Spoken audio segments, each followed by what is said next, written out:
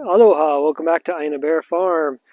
So it's been an eventful week or so, I guess, although it's kind of always eventful here, but you may have heard, like a lot of folks all over really the planet, but definitely in the continental US, we've had some wild weather here lately. We had a big Kona storm move through this past weekend, and folks here say that it's, the most powerful one that they ever remember, and seems to be one of the most powerful ones on record for quite some time. And a Kona storm is basically a storm that comes from the direction of the Kona side of the island, which is the west side of the island. And these storms typically come up from the southwest and come across the island that way. And we had this big cold front that was moving across. And a cold front for Hawaii means we go from 80 to like 70. So that's kind of our fun joke about our cold fronts here. But they bring with them a lot of powerful winds and a lot of rain sometimes. And this one definitely brought the wind. We had gusts, I think, in the 60 to 70 mile an hour range. And what's so kind of crazy about the Kona storms is that we have strong trade winds here, and those are winds that come from the other direction, and those are almost constant. Most days we have a stiff trade wind of anywhere from 10 to 20 miles an hour, and what that means is that our trees are constantly facing wind pressure coming from the ocean side for our property, and so they're leaning back this way just from that thing of being constantly blown this way, and their roots tend to get really strong on the Mackay or downhill side. So when the wind comes from this way, it can be really destructive because they're not used to experiencing wind from that. And so if they're bending back, sometimes it can snap the tops off of them. In some cases, it just uproots the entire tree. And that's what happened to this Tithonia, this Mexican sunflower that I'm standing next to that you can barely see anymore because I've gone ahead and topped it. It was maybe close to 20 feet tall, and it was providing a lot of shade in this area. And I was actually going to come and prune it soon anyways because it's winter. We don't need that much shade for this area. So it was sort of like nature kind of went ahead and did the job for me. And as far as the health of the tree, Tithonia is very resilient, but it's a fairly shallow-rooted plant. So the whole thing toppled over. So I just cut the top off, wrenched it back, kind of stomped on it a few times, and it's fine. It's going to come right back. And then I'll use the mulch, all the debris for that is chop and drop mulch, which I'll show you in just a moment. But in this area, just to kind of give you an idea of like how we prune things in the winter, we've got a hibiscus here. I'm standing in a ground cover of perennial peanut.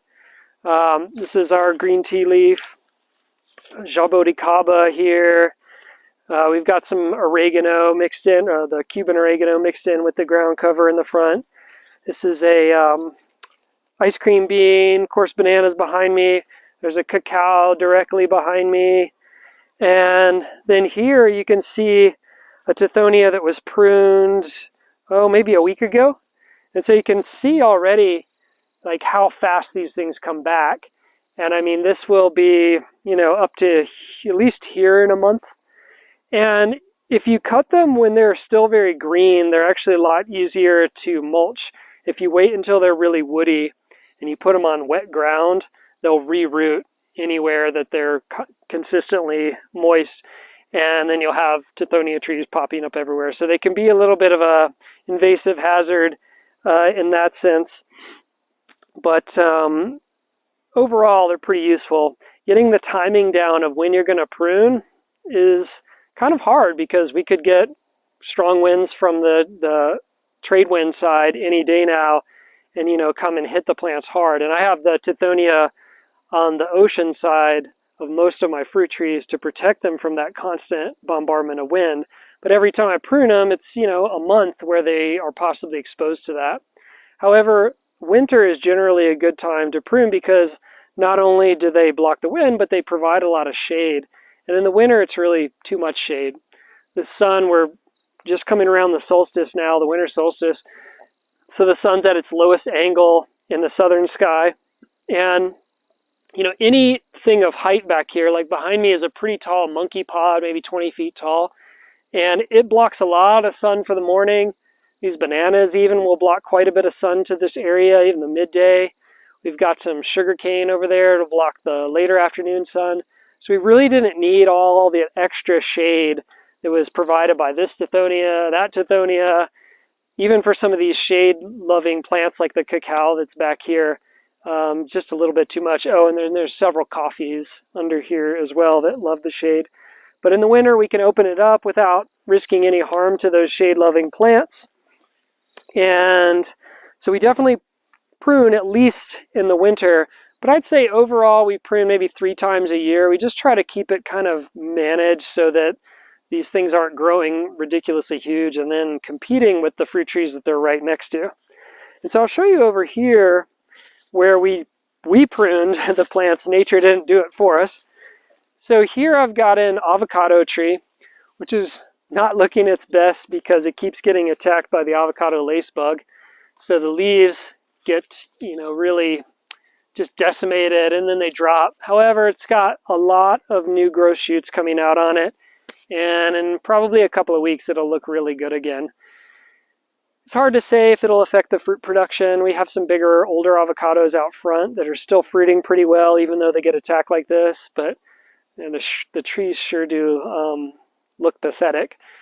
But we've got 2 tithonia plants that were right in front of this avocado that were creating, tons of shade here.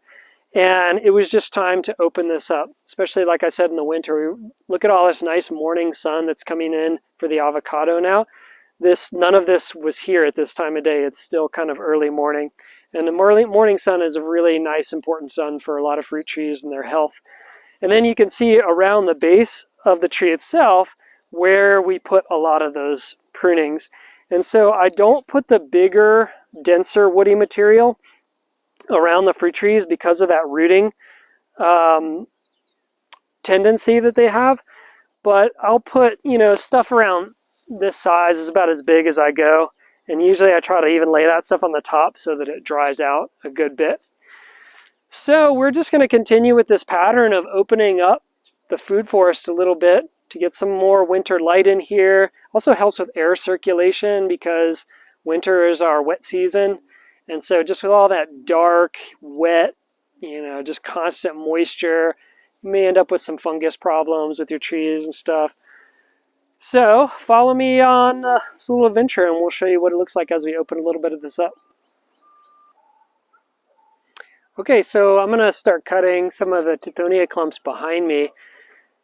If I'm doing a smaller job, I'll just use a handsaw because they are very soft wood and you can cut through them really quick without a lot of energy expenditure. But since I'm doing multiple clumps, I'm actually just going to use the chainsaw. You got to kind of be careful because they're so easy to cut through. It is just really fast and the whole thing comes down. But it's just going to be easier and overall kind of conserve more energy since I'm going to be doing a bunch of them. So I just want to kind of give you a view of how it looks like once we're clearing that up. And then we'll wrap this video up.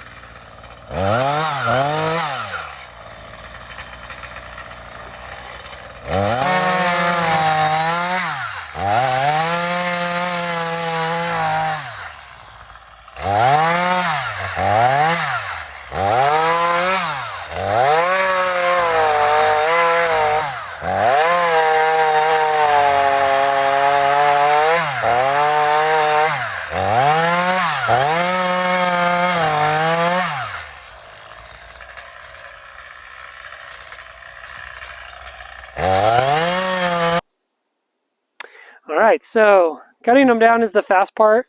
Cleaning it up is the part that takes some time.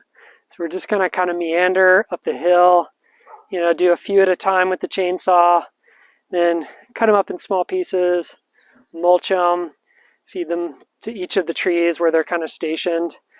And yeah, you know, then we'll open things up. I mean, you can see in just a few minutes, we really changed quite a bit of that forest ecosystem around us. We're going to bring in a lot more light, allow some more airflow, and hopefully the density of our other plantings and some of our other bigger support trees like the gliricidia and the ice cream bean will be able to slow the wind down enough that it's not going to be as huge of a difference as far as them getting exposed to the wind.